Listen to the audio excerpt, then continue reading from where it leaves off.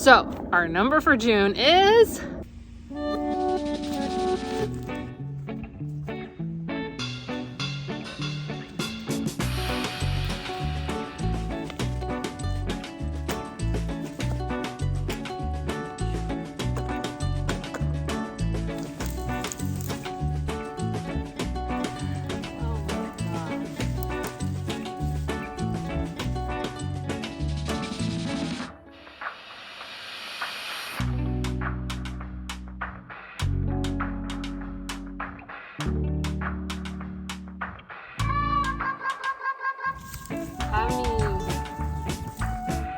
it's kind of crazy, and this is just the beginning of June, so we got a lot more harvesting to do this month. I can't believe we're halfway through the year, so we need to talk about our June harvest. We need to finish doing our June harvest, talk our final numbers, and what we're going to spend a little time on today is talk about not only what's getting a lot of pounds this month and for the first half of the year, but we're also going to spend some time on what's getting us the most savings, because y'all had said you want to know the numbers, you want to get some tips and ideas on how you can save more money, you know, because the grocery store, it's more expensive these days. So let's go wrap up our June harvest. I got my bowls here. We've got a lot to harvest. We got more pumpkins, more tomatoes, peppers, dried beans, other stuff I might not be remembering off, the green onions. So we got a lot to do, and then we'll talk up final numbers. All right, let's get going.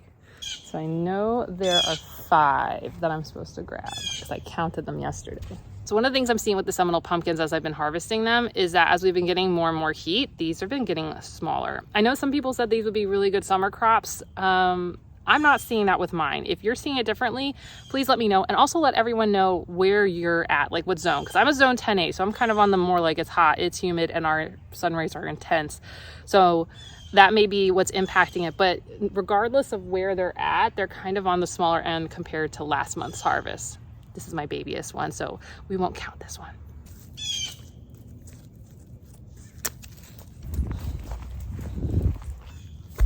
Now last month, you remember, we did have some of our Seminole pumpkins climbing up, and we wanted to see how they did. I will tell you, both of the Seminole pumpkins that started to produce on here, they stayed very small, and then they basically aborted themselves pretty early on. So I am not seeing that they are happy climbing. Are you seeing that? But for me, it didn't work out, except for in one location, but this was very unique. So let's go look at it. You may be saying, Jacqueline, why are we looking at your Dune sunflower? Well, at one point, my pumpkin, oh wait, I forgot there was one there. Oh wait, maybe we get 6 pumpkins today. So at one point we had a pumpkin right there, and it actually climbed up into the Dune sunflower, and yeah, there it is hiding. Cut it out. So overall with the Seminole pumpkins, the vines pretty much are died back almost everywhere. The more full sun locations, the more shady locations, except for one spot.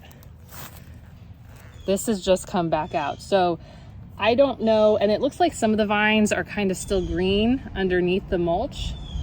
So they may pop back as soon as it starts getting a little bit cooler. We'll have to see, and we'll monitor this. One of the things I did want to show you guys with the peppers is that there is a very clear difference between type and location of what's producing right now. If you look at my pepper bed, look at this part right here. It looks so good. But if we look back here, not looking so good. 2 reasons. One, the giant Marconis don't seem very happy. But I do know some of this has to do with sun, and the reason is here are jalapenos, and they look happy, and here are jalapenos, and they don't look very happy. Why? Why? So the biggest difference I can see is that this area, the southern section, is actually getting more shade than this northern section. And I think that's kind of the big difference right now, is the intensity of the sun is so strong that the heat and humidity, the humanity of it all. No, the heat and the humidity they can handle. It's the intensity of sun and how much sun it's getting do make a difference. So maybe if I had a shade cloth, maybe this area would be happier. But here's the thing.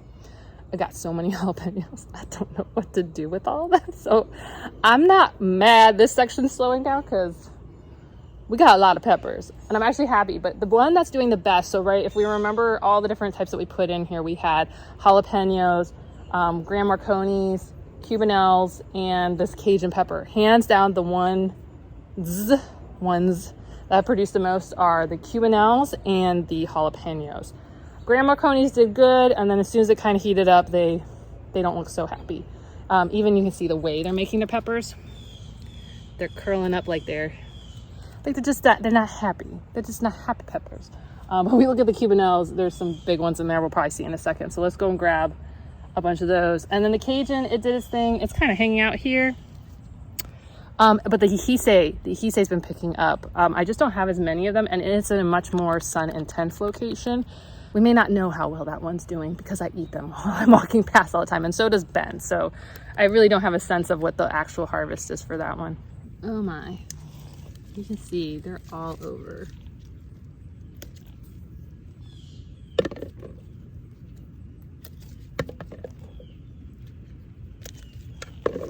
So that's our biggest one, our biggest Cubanelle so far. I didn't pick everything because this plant is looking so happy, so healthy overall.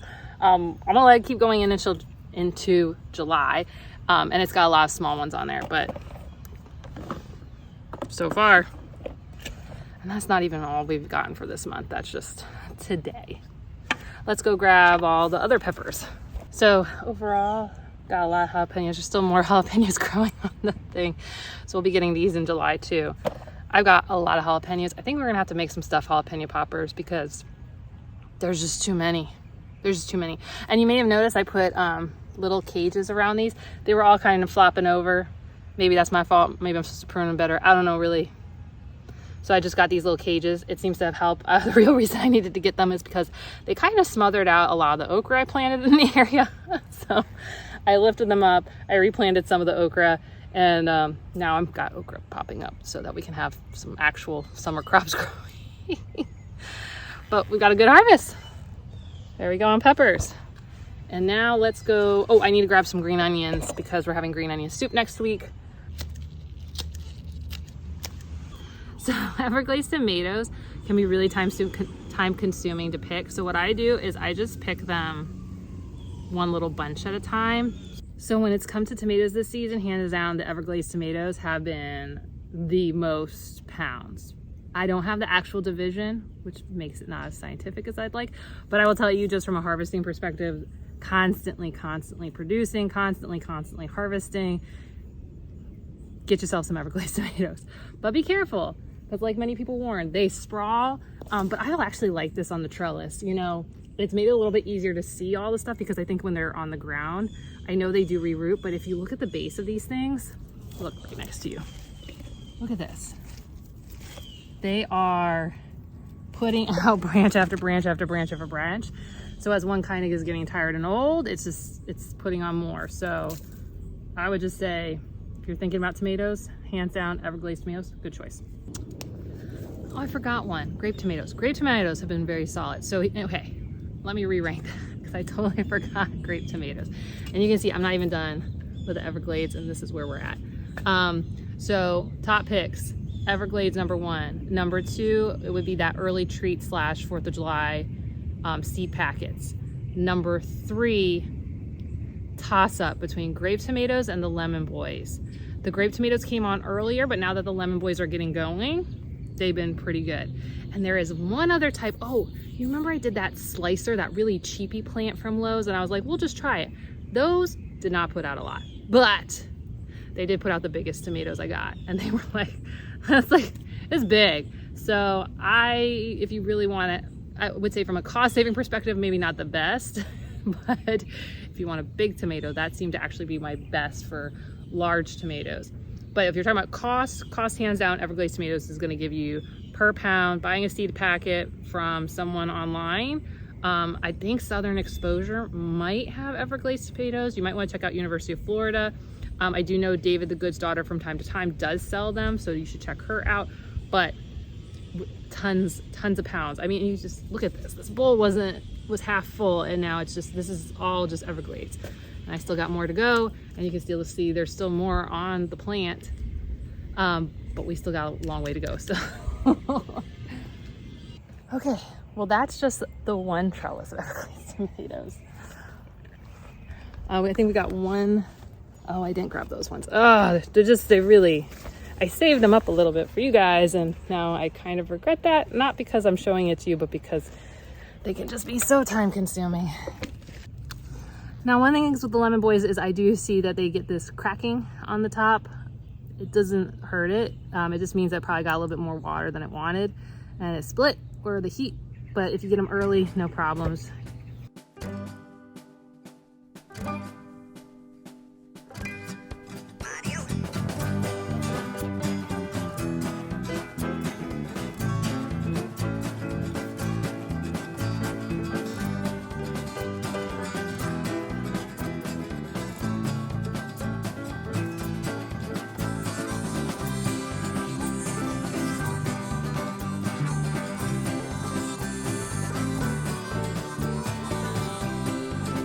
Holy cow, is that a lot?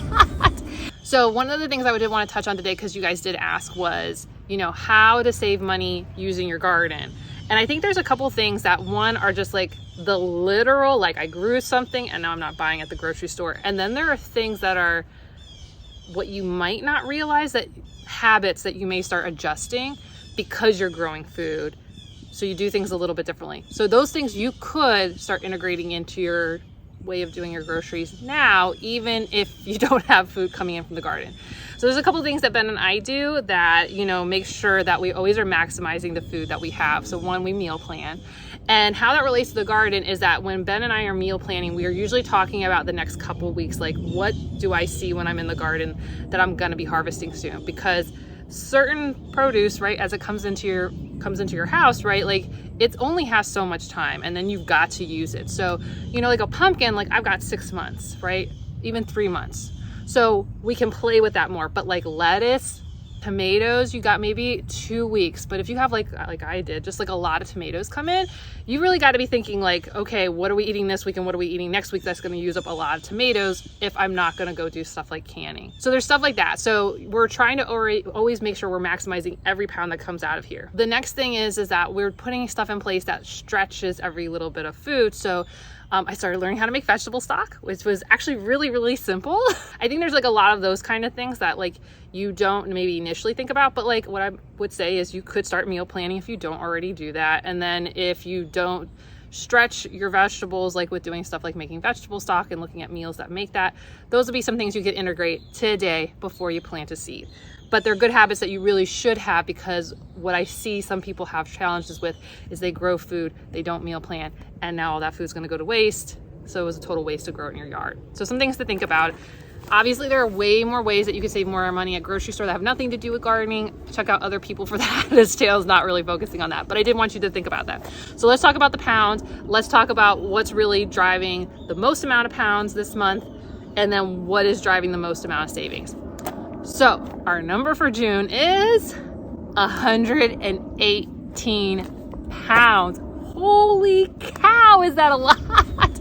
And why that's even more amazing, that is the second most, like when I look at all the months since I started growing food, that is the second highest like harvest we've ever had. Last year, I think it was like November last year was 190 pounds. That was our top harvest month ever. And this was our second highest. But what makes it even more amazing is when I looked at my numbers for 2020 and 2021, both of those Junes, I only harvested 27 pounds each. So this is like almost 100 pounds more than we would have harvested the last 2 Junes. And I think there's some things that we need to talk about, which are the big drivers of the difference. So when I look at the year to date, we are at 411 pounds that we've harvested so far out of the yard. And that's approximately $722 in grocery savings. Now I'm gonna tell you that number's probably really conservative, because a lot of the like cost per pound per type of food, most of those numbers I grabbed in 2020 and 2021. I have not updated them yet. I will go do that in the future and we can kind of see what the difference is. So when I look at all the different crops that we harvest this month, we've harvested 14 different types of crops. So far this year, we've harvested 20 different types. But when I look at for this month, who were the big pound drivers and who was driving the most amount of money saved. So of the 118 pounds, 3 crops drove the most of it. Number one was we had a whole rack of bananas come in for 43 pounds at about $20 to $30 worth of savings. we've harvested 41 pounds of pumpkins just this month, which means we're at 87 pounds of pumpkins for this year. That's crazy. This is about $40 to $50 savings just this month, which it won't actually translate to this month. And I think that's something you need to think about is I'm not eating all the pumpkins this month.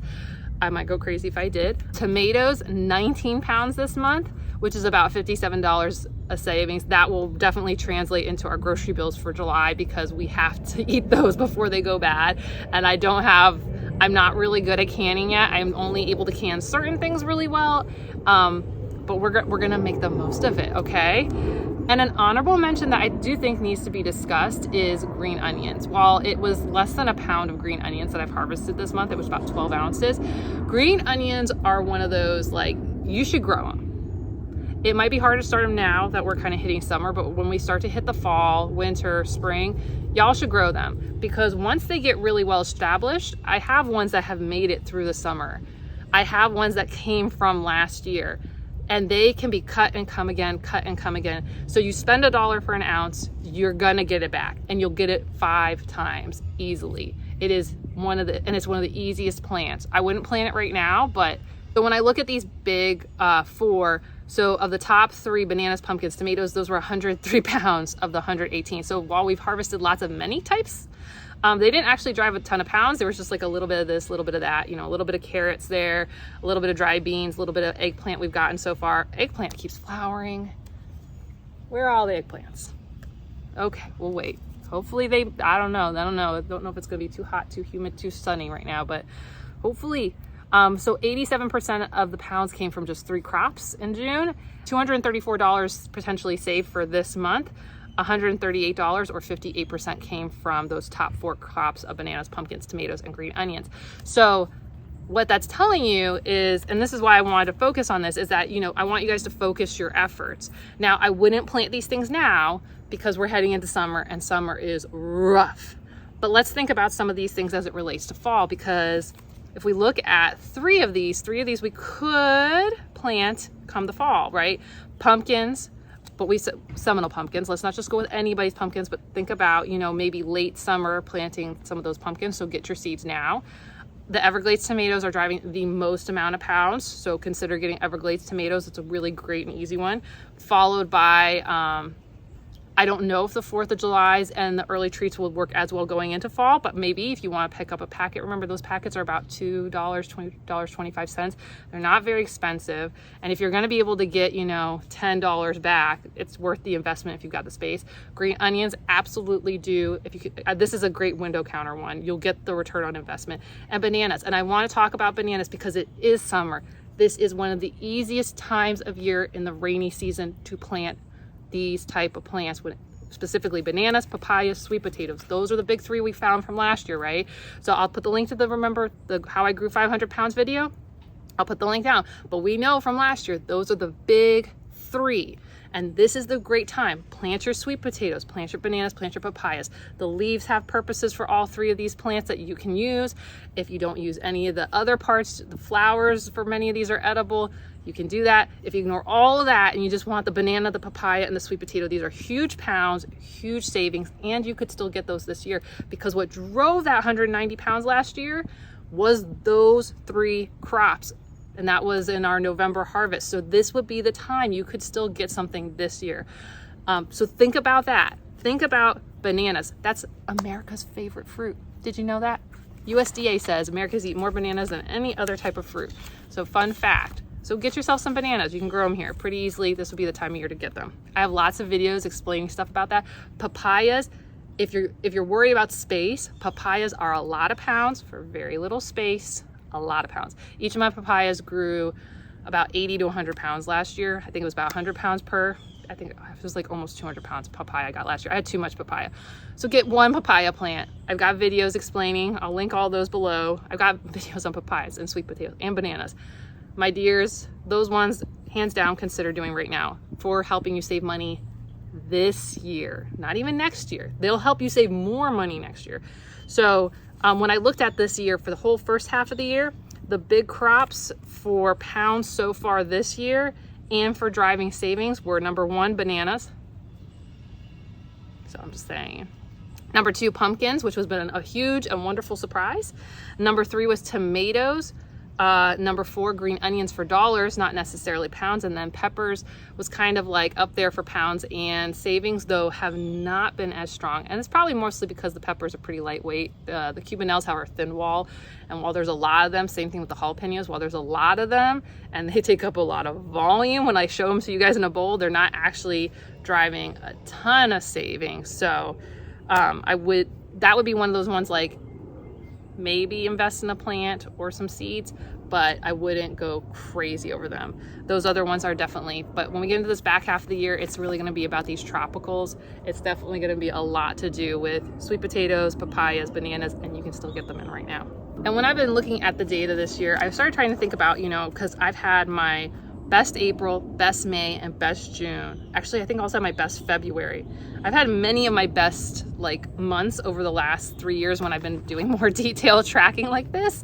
Oh, and if you want to get the planner, you can link down below. There it is. So the thing is that so now that I've been doing more detailed planning, when I looked at it, we've had some of the best months ever. And there's a few things that I think we've done differently. 1 is timing of planting.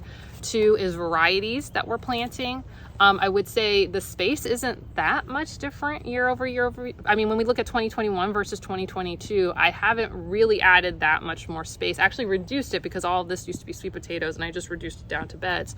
So it's really about this year have been much more effective with my planting, both in timing and variety choice. And then the other thing I would say that, and we've talked about some of the varieties that are making a big difference.